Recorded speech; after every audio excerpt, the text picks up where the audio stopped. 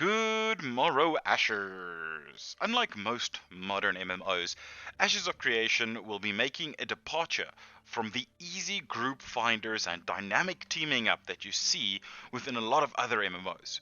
Open world PvP, resource contention, and complete lack of looking for group or dungeon finder tools will drive a wedge between players. This is not necessarily a bad thing, as Intrepid also plans to encourage community and playing together or cooperating in a lot of ways. In today's video, I plan to talk about and cover how Intrepid plans to implement a form of social interaction in the game that you don't see in other modern MMOs, or any online game for that matter.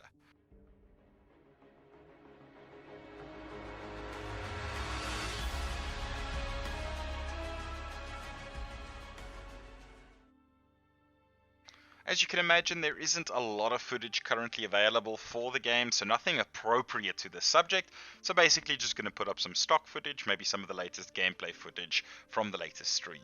Before I start going into details, I want to preface this video by mentioning that Ashes will very much be a game where making friends and joining a community will benefit you greatly. This will become very apparent as I detail the specifics of what this video is about. You will very likely have a hard time playing solo in this game. Is it impossible? No, not at all. I'm sure they won't make it impossible, but it is going to be heavily encouraged and actually tough as a solo player. But Intrepid clearly wants to bring multiplayer back into massive multiplayer online game. First off, the most important factor, and that is a complete lack of a dungeon finder or looking for group tool. Steven's philosophy is that this tool or these tools hinders community creation and camaraderie, and he wants players to interact on a deeper and more personal level instead. The biggest drawback of this is that players with less time on their hands won't be able to easily find groups to clear content with, and will instead be forced to schedule with their friends or pretty much negate group content completely. Thankfully, Node Sieges anyone can join, so some events and group content will still be available to these players, but stuff like dungeons might be near impossible for solo players. In a world where modern games are mostly designed to provide players with a literal quick fix, see League of Legends, mobile games, you name it, the extended period of time required to play Ashes of Creation is something that's very refreshing but also pretty concerning. I agree with this philosophy on paper. I'm very curious to see how it works out, but it could blow up in their faces, and I'm hoping it does not, but it is very likely going to limit the amount of players willing to play this game. Ashes of Creation will be built around social coordination and cooperation to an extreme extent. Think EVE Online. If you've never played that game, it is basically a massive world, or space rather, where a lot of players come together, hundreds of them, even thousands of them, to achieve a goal as a server or a faction. Ashes of Creation will be following that same trend. No, I don't expect them to be as insane or as large a group of players as you would find within EVE Online. That would be insane. I would rather see depth rather than sheer numbers. But something like a castle or node siege, which only happens once a month, will actually require players to coordinate on an insane level. You would need resources ahead of time, declaring it for a specific date, and do many things just to get it going, and actually take part in this 500 versus 500 or potentially 1000 versus 1000 battle.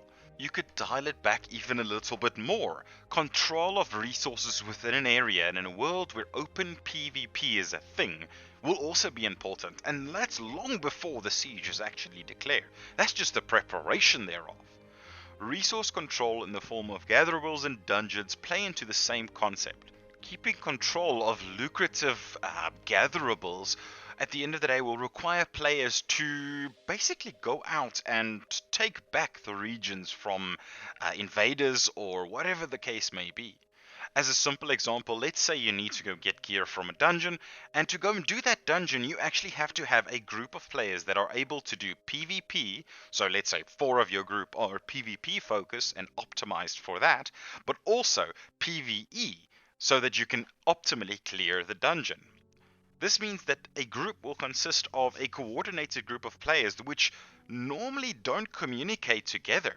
Those are generally separate, complete communities in most games, and yet here they are expected to work together and build a community, all for the sake of progressing server-wide goals.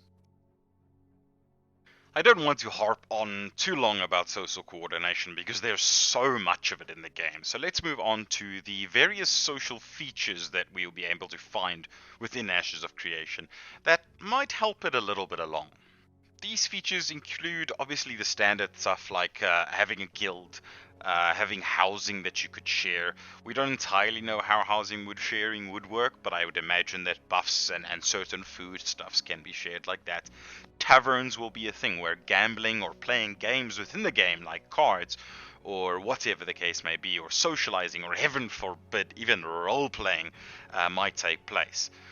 The ever controversial family system, where up to 8 players can create a family, share a surname, and use it as a way to traverse the world a little bit faster. This will allow people to use the family summons ability to pull people to where you are. There are quite a few limitations, so don't expect this to be abused in any way, because I'm sure they don't want it to be abused. Basically, if you're in combat or you're in PvP or in a major event, you can't summon your family to you, but any other time it is still a very powerful ability, and one of the few ways where you can pull people towards a specific area and clear content. In a world where fast travel is extremely limited, this is stupid powerful. And of course, there will also be a marriage system for those of you looking to roleplay a little more romantically. Definitely romantically. That's definitely where I was going with that. So as you can tell, the game is going to give you a lot of incentive to play as a group. This might make things tougher or easier depending on how you choose to go about things, but at the end of the day, the game wants people to communicate and form friendships, form groups, form real connections, instead of just clicking through a UI and joining a dungeon and literally not speaking a word to anyone. In summary, the game is designed to encourage community and grouping in a way that isn't automated or simplified, but rather interactive. While many games do grouping very well, WoW, for example, has a very fleshed out dungeon fighter, or Guild Wars 2, which has the dynamic open world grouping and its very poor LFG system, all of that can be done without speaking a word to really anyone. Ashes plans to be completely different and expect players to interact 100%. For the good or worse, this is very exciting. Let's see how it turns out. And with that, I'm going to say goodnight. If you guys enjoyed this video, I hope you subscribe and have an awesome week. Cheers.